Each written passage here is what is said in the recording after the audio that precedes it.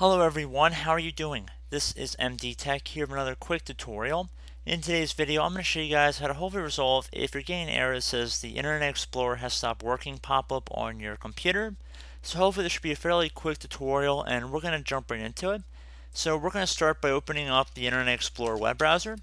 So wherever you would normally open that up, keep in mind Microsoft Edge is not the same as Internet Explorer.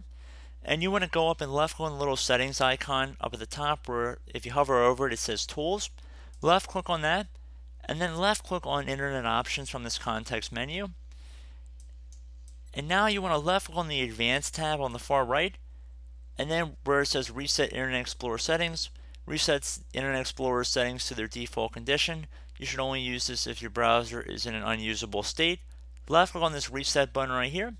It's going to prompt are you sure you want to reset all of Internet Explorer settings. Check mark inside the box if you want to also delete personal settings as well. You might be better also if you really don't mind just completely starting fresh with Internet Explorer.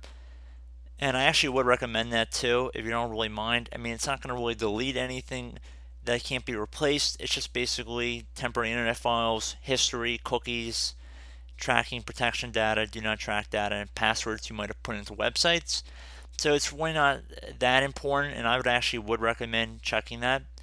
And then left clicking on reset here. Once it's done and you have all green check marks here, click on close. You need to restart the computer for the changes to take effect. So I recommend just restarting your computer, relaunch the Internet Explorer application, and hopefully your issue has been resolved. So as always, thank you guys for watching this brief tutorial. I do hope I was able to help you out, and I look forward to catching you all in the next tutorial. Goodbye.